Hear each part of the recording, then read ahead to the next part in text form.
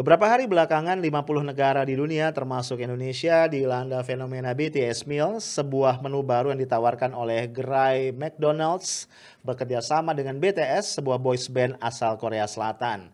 Ini menunjukkan fenomena budaya pop yang merasuki sebagian dari generasi millennials dan generasi Z.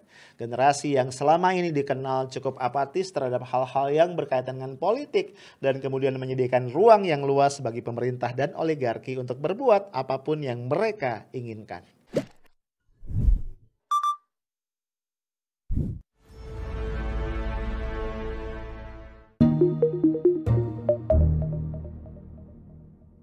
Hai guys, ketemu lagi kita. Hari ini Sabtu 9 Juni 2021. Kita kembali ya nongkrong, ngobrol-ngobrol di Afternoon Tea ya. Nah, gue usul nih saran sama lu ya. Kita ganti menu yuk. Ya, jangan teh lagi atau sama gorengan, nggak kelas. Kalau kita sama-sama order BTS meal mau nggak? Siap-siap tapi ya. Kalau mungkin lewat ojek online gitu, lu harus tunggu mungkin 2 jam, 2,5, 3 jam atau lebih. Kabarnya antriannya panjang banget ya. Nah, gue lihat beberapa di antara lu ini ya bingung ya pas gue ngomong BTS meal. Nah, kalau lu nggak tahu, ketahuan banget nih ya. Kira-kira usia lu di mana ya? Atau berapa? Berarti lu masuk generasi kayak gue nih, generasi X. Oke, buat yang belum tahu ya, gue cerita dikit. BTS Meal ini adalah menu baru ya. Menu yang apa ya, kesannya eksklusif lah, limited. Ditawarkan di gerai-gerai McDonald's di 50 negara lebih termasuk Indonesia. Baru aja di launching hari Rabu 3 hari yang lalu, jam 11 siang. Ya, dan menu ini bekerja sama dengan satu boys band yang terkenal banget dari Korea namanya BTS. Kalau gue nggak salah BTS itu singkatan dari Bangtan Boys. Bangtan Boys bener ya? Nah itu singkatan, disingkat jadi BTS. Nah ini happening banget ya. Katanya lagu-lagunya tuh di mana-mana diputar, tapi gue nggak pernah denger ya. Genre musik yang gue suka agak-agak beda ya. Gue sukanya lagu-lagu wajib gitu ya. Enggak, bercanda. Nah bro ini memang menarik banget ya. Jadi apa namanya sangat-sangat happening dan akhirnya itu memang timbul kerumunan yang dahsyat. Ya kabarnya sejak dirilis ya itu gerai-gerai McDonald's di seluruh Indonesia dan di berbagai negara itu dipenuhi oleh para pembeli. Kalau di Indonesia banyak banget yang ngantri adalah driver ojol ya. Rupanya banyak yang mager di rumah nih ya para penggemar BTS. Jadi mereka pesen lewat online ya. Kemudian ojol-ojol inilah yang kemudian pesan dan dampaknya luar biasa memang ya. Beberapa gerai McDonald's di berbagai kota di Indonesia itu sempat kena sanksi oleh Satpol PP. Ada yang ditutup 1 kali 24 jam, ada yang kena peringatan tertulis, ada yang kena denda juga kalau nggak salah ya macam-macam lah. Itu karena tadi ya melanggar protokol kesehatan memicu terjadinya kerumunan yang dahsyat. Lah, guys, harga BTS Meal itu sendiri sebenarnya nggak mahal-mahal amat ya. Ya standar lah harga paket-paket di McD ya, 50 ribuan. Ya, tampilannya ada kantongnya ya warnanya ungu gitu ya. Ini memang warna khasnya BTS. Kemudian pas gua cek isinya, gue pikir apa gitu ya. Kok sampai viral banget. Biasa aja bro ternyata ya. Beberapa potong nugget ya dilengkapi dengan saus. Ada saus yang spicy, ada saus yang manis. Kemudian ada Cajun saus. Cajun saus ini bagi yang nggak tahu adalah saus khas Korea. Gue sendiri nggak tahu rasanya kayak apa. Sotoy banget gue ya. Ada kentang goreng ya, french fries, ada soda, minuman bersoda ya, mungkin cola atau apa. Biasa ya, cuma dikemas aja. Jadi BTS meal gitu.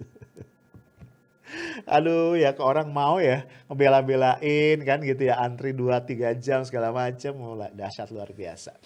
Lah, yang lebih menarik lagi ternyata selalu ada kan orang yang memanfaatkan kondisi-kondisi kayak gini ya. Ketika demand terhadap sebuah produk itu dahsyat, masa iya gue ngambil keuntungan. Makanya kalau lu lihat ya di berbagai marketplace digital itu BTS Meal dijual kembali bro ya di situ. Baik dengan isinya maupun cuman bungkus dan kemasannya doang dan harganya tuh dahsyat dari mulai yang sekitar 50 ribuan berarti nggak jauh ya dari harga originalnya di outlet McD sampai ada yang ratusan ribu jutaan bahkan ini gue nemuin yang paling dahsyat kayaknya rekor ya harus masuk muri nih atau Guinness Book of Record ya.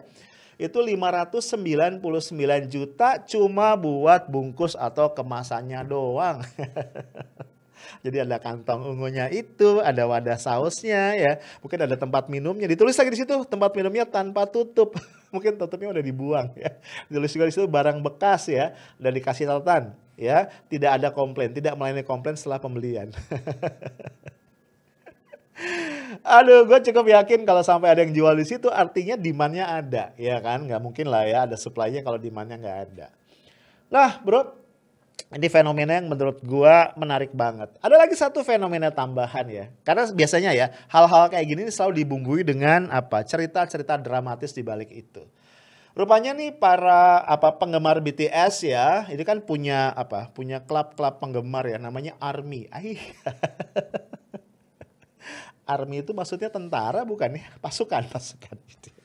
Nah, jadi kan mereka ngelihat nih ya, para driver ojol ini kan udah struggle banget ya untuk ngedapetin pesanan dari para penggemar BTS. Akhirnya ARMY ini menggerakkan penggalangan dana lah di situs crowdfunding kitabisa.com. Bukan cuma satu ya, ada beberapa yang melakukan penggalangan dana untuk memberikan donasi kepada para driver ojol tadi ya, untuk memberikan ucapan terima kasih kepada mereka. Jadi ada aspek sosialnya juga ya, ada aspek dramatisnya. Bahkan kalau lu lihat di medsos ya itu banyak juga tuh ya para fans BTS yang kemarin ikut berburu BTS meal itu memberikan testimoni ya tentang pengalaman dia memesan BTS, kemudian juga interaksi dia dengan driver ojolnya. Lah, pertanyaannya bro, ini sebenarnya fenomena apa? Ini adalah sebuah fenomena sosial yang dalam sosiologi ya, ini kita sebut sebagai bagian dari pop culture atau budaya pop ya. Nah bro, yang namanya budaya pop ini memang belakangan semakin menonjol dengan adanya pergeseran generasi. Ya kita tahu ya, banyak banget kajian tentang gap generasi ya, kesenjangan generasi, generation gap. Memang proporsi ya, jumlah dari orang-orang muda yang berada di generasi Y, generasi milenial dan juga generasi Z ini semakin banyak ya. Iyalah kan natural begitu ya. Orang-orang tua semakin banyak yang wafat, orang-orang muda ini semakin dewasa dan akhirnya proporsinya semakin banyak. Banyak banget kajian yang mencoba memberikan gambaran sebenarnya apa sih trait atau karakteristik yang melekat pada generasi milenial dan generasi Z ini. Nah, beberapa mungkin bisa gue ungkap di sini ya. Generasi milenial dan juga nanti generasi Z ini memang punya banyak kemiripan ya. Mereka ini adalah generasi yang rata-rata tumbuh ketika perekonomian orang tua mereka itu sudah jauh lebih baik ketimbang orang tua mereka dulu ya. Jadi gue kasih gambaran gini lah. Gua nih, ini generasi X. Ya, gua lahir tahun 70-an. Gua dilahirkan oleh orang tua gua, iyalah ya, masa orang tua orang lain ya. Orang tua gua yang mereka juga generasi X tapi generasi X awal. Ada juga generasi X yang orang tuanya generasi baby boomers berarti sebelumnya. Di atas baby boomers itu ada tradisionalis ya. Nah, bro, orang tua gua itu hidup dengan kondisi ekonomi yang belum terlalu mapan, belum terlalu baik. Sehingga mereka itu fokus banget untuk gimana ya cari nafkah segala macam supaya keluarga gua bisa makan, gua bisa sekolah dan segala macam. Artinya gua itu pernah ngerasain masa-masa hidup susah, harus berhemat gitu ya. Jajan mungkin minim banget, ya mungkin gak tiap hari gua punya uang jajan ya. Nggak bisa ikut macam-macam, nggak bisa banyak makan di luar segala macam. Nah, ketika gue beranjak besar, ya kan, gue mulai kerja, nggak mau dong gue, kehidupan gue kayak kemarin itu ya, kayak waktu gue masih kecil. Nah, gue coba untuk membangun kehidupan yang lebih baik. Akhirnya ketika gue punya anak, gue nggak mau tuh ya, kesusahan gue itu kemudian dialami juga oleh anak-anak gue. Kira-kira gitu. Ya, nah itulah yang membuat kemudian ya, banyak riset yang menyimpulkan memang generasi milenial dan generasi Z ini salah satu cirinya ya, ini sebagian orang yang nggak semua itu relatively lebih fragile, lebih empuk, lebih rapuh lah kira-kira gitu ya. Mereka bukan orang yang terlalu tahan pada hantaman cobaan hidup segala macam yang keras, enggak. Again gue bilang ini stereotype ya, belum tentu berlaku untuk semua generasi Y dan generasi Z. Tapi ada benernya juga ya, satu hari ini gua kan konsultan ya, gue konsultan SDM. Gue punya seorang teman ya, dia GM di satu perusahaan. Dia cerita, dia curhat. Dia baru aja dimarah-marahin sama emak-emak. Jadi rupanya emak-emak ini adalah ibu dari seorang anak buahnya yang baru direkrut. Anak buahnya ini cowok ya, ini fresh graduate. Jadi sama si GM ini ditegur gitu ya, ditegur mungkin agak-agak keras gitu ya. Gak terima, dia cerita sama nyokapnya, nyokapnya juga gak terima, nelpon GM-nya. Kacau. Di zaman gua dulu dimaki-maki bos, bahkan ditabok ya, ditampar secara fisik tuh biasa. Dan gua fine-fine aja. Mungkin sakit hati saat itu, tapi gua nggak mikir resign apa gimana. Apalagi ngadu sama mama gua gitu ya. Satu hari ya, kan gue sempat lama jadi dosen ya di kampus. Suatu hari gue itu jadi panitia penerimaan mahasiswa baru untuk program S2 ya. Kemudian, ini geli banget gue ya. Kan nerima mahasiswa dia pendaftaran. Gue heran ya, beberapa mahasiswa, ini fresh graduate yang daftar lagi untuk S2, itu ternyata didampingi sama bokap atau nyokapnya. Sama orang tuanya. Gue ketawa. Gue inget masa lalu gue ya, gue itu dianterin orang tua untuk daftar sekolah cuman waktu SD. SMP gue cari sekolah sendiri, daftar sendiri, SMA juga begitu, apalagi waktu kuliah, gue tentuin sendiri gue masuk kemana gitu. Bahkan waktu kuliah itu gue cuma dibayarin orang tua gue sampai semester kedua doang. Habis itu gue cari duit sendiri dari beasiswa, dari ngajar apa segala macam.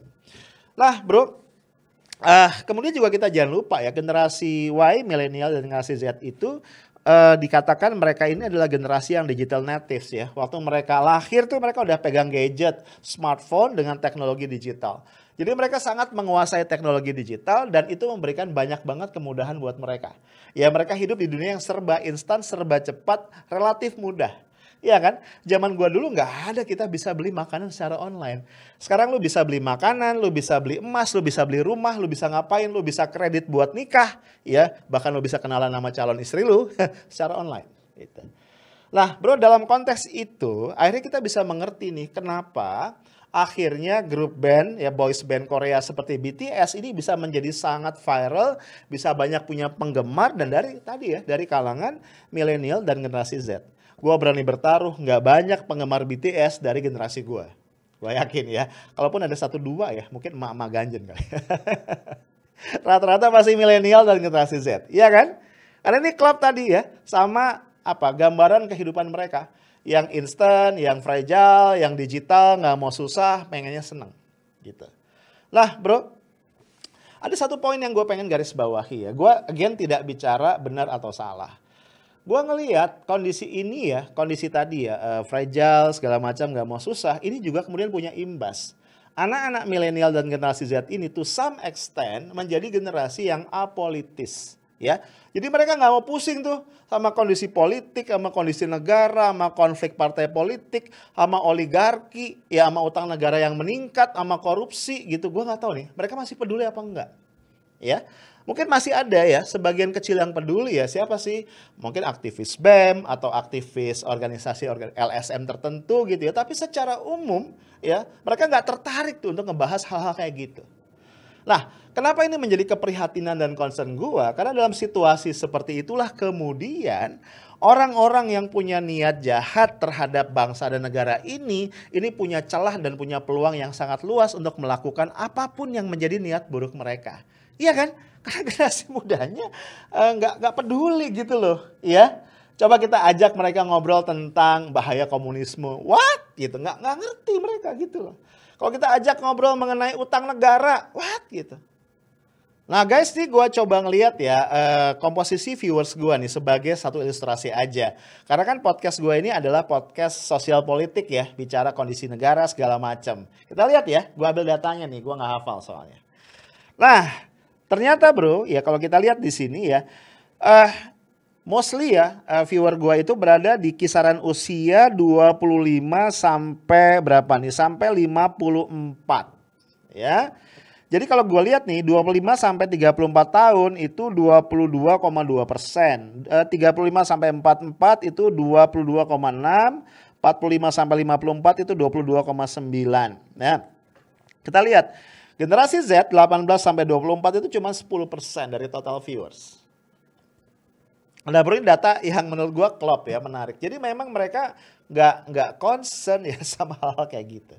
Nah, jadi tadi itu ya. Jadi lu bayangin sekarang kalau kita ajak mereka bicara tentang tadi hutang negara, kondisi negara yang nyaris bangkrut, kemudian ada oligarki yang mencengkram, korupsi yang merajalela, pelemahan KPK segala macam, gua nggak yakin ya mereka concern. Disitulah kemudian gue menjadi berpikir-pikir apa ini yang merupakan salah satu alasan kenapa kondisi negara kita hari ini begitu begitu menyedihkan menurut gue, begitu banyak pembusukan di lembaga-lembaga negara ya, kemudian juga penyelenggara negara kita amburadul, cenderung istilah gue ugal-ugalan ya, termasuk dalam mengelola ekonomi, tapi mahasiswa masih diem. Bisa jadi daya dorongnya udah nggak sekuat dulu ya. Waktu tahun 98 gue kan udah dewasa ya. Umur gue tuh berapa ya? 20-an hampir 30 gitu ya waktu itu ya. 28 berarti gue ya, usia gue. Waktu itu gue inget banget ya, itu mahasiswa dengan kondisi yang tidak separah hari ini itu bergerak bro. Ya, menyampaikan keberatan-keberatannya kepada pemerintah. Kampus itu seru ya, mengkritisi kondisi pemerintah. Lah kayaknya hari ini memang ya pemerintah kita dengan segala kelemahannya mendapatkan advantage dari kondisi anak muda, generasi Y dan generasi Z ya tadi, generasi BTS meal. Nah bro, kalau kita cerita tentang BTS meal dan kerumunannya, ini ada satu catatan kecil ya. Lu yang punya sensitivitas dalam melihat fenomena sosial mungkin akan menangkap sebuah ketidakadilan. Ya, maksud gua gini, kita compare yuk kerumunan. Kalau gua ngomong kerumunan, gua nggak akan bisa lupa dengan persidangan yang saat ini masih dijalani oleh Habib Rizik Syihab ya di Pengadilan Negeri Jakarta Timur. Ada 3 kasus kan yang dituduhkan kepada Habib Rizik. Yang pertama adalah kerumunan Petamburan, kemudian kerumunan Megamendung, dan kasus hasil swab di RS UMI yang dirahasiakan ya oleh Habib Rizik. Nah, kerumunan Petamburan itu sudah divonis berapa ya? Gue lupa, 8 bulan kalau gue nggak salah ya. Kerumunan Megamendung denda 20 juta, sementara di swab RS UMI ini belum ada vonis, baru tuntutan itu 6 tahun. Nah, kalau lo flashback, sebenarnya setelah kerumunan-kerumunan itu terjadi, Habib Rizik Syihab itu sudah menyampaikan permohonan maaf dengan menjelaskan juga bahwa beberapa yang terjadi itu di luar kontrol dan kendalinya karena dia tidak mengundang orang itu. Dan Habib Rizik sudah berkomitmen untuk menghentikan beberapa kegiatan dia selanjutnya yang bisa berpotensi memicu kerumunan. Dan ternyata respon dari kepolisian adalah walaupun sudah minta maaf, proses hukumnya tetap berjalan dan lanjut sampai sekarang. Ya, nah sementara nih ini kerumunan dahsyat terjadi gara-gara BTS meal. Kalau lu baca di berita, sebenarnya manajemen dari McDonald's sudah dipanggil oleh Polda Metro ya. Cuman kayaknya hanya dapat peringatan dan kata Polda Metro mereka sudah minta maaf. Nah ini yang gue pengen tunjukin ke lu ya. Ada di situ relasi kuasa yang membuat hukum kembali tidak adil ya. Gue yang gue gak punya kepentingan sama Habib Rizik, gue juga gak punya kepentingan sama BTS. Gue cuman pengen bilang ya, maksudnya sama McD ya, gue cuman pengen bilang ini satu fenomena yang clear sekali menunjukkan ada hukum yang tidak menerapkan prinsip-prinsip equality before the law. But again, gue gak tahu ya apakah para BTS mania peduli pada hal-hal kayak gini. Bahwa di depan mata mereka berkaitan dengan BTS meal, berkaitan dengan apa yang sangat happening buat mereka, ada jelas-jelas tersaji ketidakadilan. Again gue pengen bilang ya, kondisi apatisme dari anak-anak muda yang asik dengan dirinya, asik dengan idolanya, asik dengan warna favoritnya ungu tadi, asik dengan BTS meals adalah kondisi ideal ya bagi rejim yang perlahan tapi pasti bergerak menjadi rejim otoriter yang mengelola negara bukan untuk kepentingan rakyat tapi untuk kepentingan mereka dan oligarki yang berada di balik kekuasaan itu sendiri. Itu aja dari gua, stay tough, smart and professional. Assalamualaikum warahmatullahi wabarakatuh.